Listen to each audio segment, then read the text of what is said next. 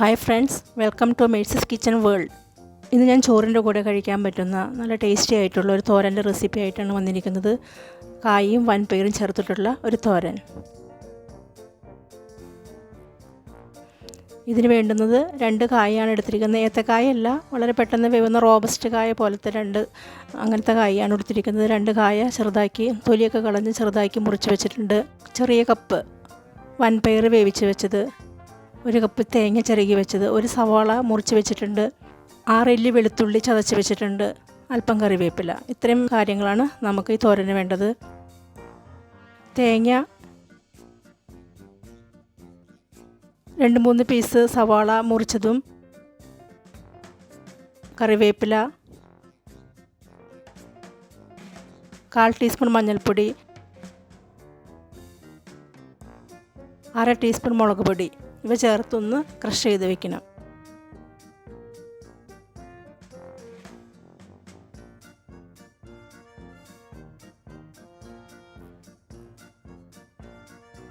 നമുക്ക് എരിവിനാവശ്യമായ മുളക് പൊടി ചേർക്കാം ഇതിൽ. ഇനി ചട്ടി അടുപ്പത്ത് വെച്ച് ചൂടായി വരുമ്പോൾ വെളിച്ചെണ്ണ ഒഴിക്കണം. കടുക് പൊട്ടിക്കുക.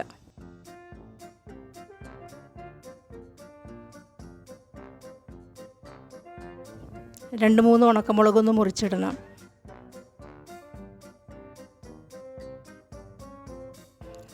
പിന്നെ നമുക്ക് എടുത്തു വച്ചിരിക്കുന്ന സവാളയും വെളുത്തുള്ളി ചതച്ചതും ചേർത്ത്, കറിവേപ്പില ഇതും ചേർത്ത് നന്നായിട്ടൊന്ന് വഴറ്റണം.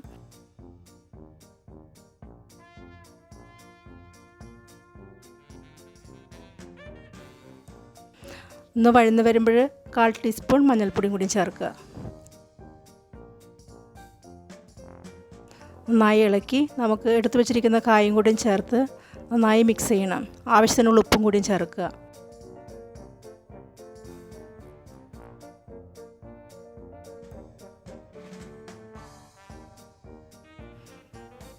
കുറച്ച് സമയം അടച്ച് വെച്ചത് വേവിക്കണം.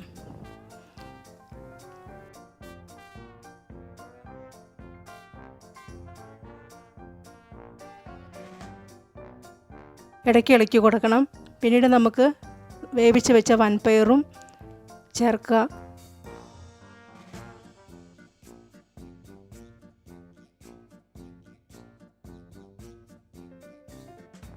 പിന്നെ നമ്മൾ ചതച്ച് വെച്ച തേങ്ങയും കൂടിയും ചേർത്ത് അല്പസമയം കൂടിയും അടച്ച് വെച്ച് വേവിക്കണം. പെട്ടെന്ന് വെന്ത് വരും. അധികം വേവില്ലാത്തതാണ് കായ.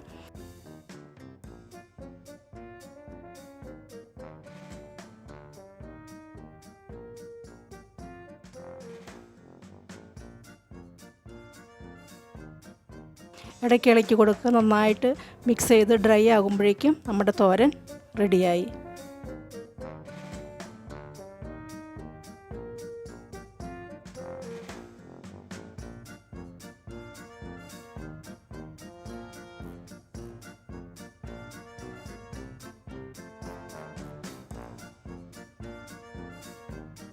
നല്ല ടേസ്റ്റി ആയിട്ടുള്ള വൻപയർ ചേർത്ത കായത്തോരൻ റെഡി ആയിട്ടുണ്ട്.